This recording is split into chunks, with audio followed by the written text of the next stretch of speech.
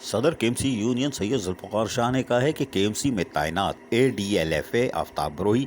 हफ्ते में एक दिन ड्यूटी पर आते हैं, जिससे रिटायर और फैमिली पेंशनर की परेशानियों में इजाफा हो रहा है। पहले ही वेलफेयर डिपार्टमेंट पेंशन में अवामी शिकायत पर हटाए गए एडिशनल डायरेक्टर और डिप्टी डायरेक्टर की जगह नए अफसरान की तैनाती नहीं कर रही और पेंशनर के मसाइल में इजाफा हो रहा है। एडमिनिस्ट्रेटर कराची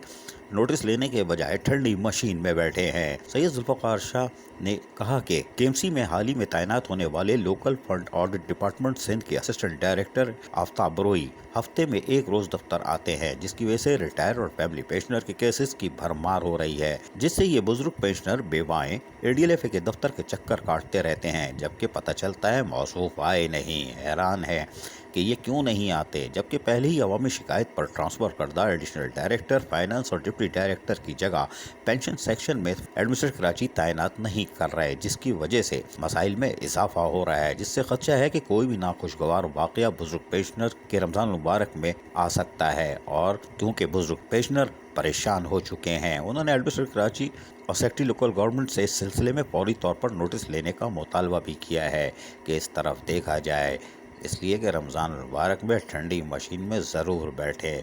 लेकिन अपने मातहत इदारों को भी ज़रूर देखा जाए कि आवाम परेशान है कि नहीं। अजीज़ आरिफ, KBS बलियादी न्यूज़ कराची। ऐसी ही खूबसूरत वीडियोस फ्यूचर में हासिल करने के लिए रेड बटन पर क्लिक करके और बेल आइकॉन को प्रेस करके हम सबके सब्सक्राइबर बनना मत भूलिए।